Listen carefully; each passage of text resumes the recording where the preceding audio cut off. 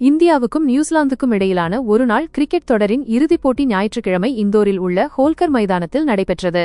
இந்த போட்டியிலிருந்து சமூக வலைதளங்களில் ஒரு வீடியோ வைரலாகி வருகிறது. அந்த வீடியோவில் இந்திய அணியின் நட்சத்திர வீரர் விராட் கோலி பேட்டிங் செய்யும்போது மைதானத்தின் நடுப்பகுதியில் ஒரு மர்மமான திரவத்தை குடிப்பது பதிவாகியுள்ளது. இந்த போட்டியில் தோல்வியடைந்த இந்திய அணிக்காக கோலி சிறப்பாக விளையாடி 108 பந்துகளில் 124 ரன்கள் எடுத்தார். இது அவரது 54வது ஒருநாள் சதமாகும். வைரலான வீடியோவில் கோலி அந்த திரவத்தை குடித்தவுடன் முகபாவனை மாற்றி வாழைப்பழம் சாப்பிட்டு மீண்டும் ஒருமுறை அந்த பழுப்பு நிற திரவத்தை குடிப்பது காணப்படுகிறது. அதன் சுவை அவருக்கு பிடிக்கவில்லை என்பதும் தெளிவாக தெரிகிறது. இதையடுத்து இணைய பயனர்கள் பல்வேறு யூகங்களை வெளியிட்டனர்.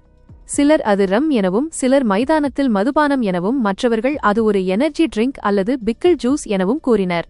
நிபுணர்கள் விளக்குவதாவது, கடும் வெப்பநிலையில் விளையாடும் முன்னணி வீரர்கள் உடனடி சக்தி, நீர்சத்து மற்றும் எலக்ட்ரோலைட்களை பெற இத்தகைய சிறப்பு ஊட்டச்சத்து பானங்களை பயன்படுத்துவது வழக்கமான ஒன்றாகும். அந்த திரவம் என்ன என்பது உறுதியாக தெரியாத நிலையில் போட்டியில் இந்தியா தோல்வியடைந்தது. இதன் மூலம் நியூசிலாந்து இந்தியாவில் தனது முதல் ஒருநாள் தொடரை வென்றது.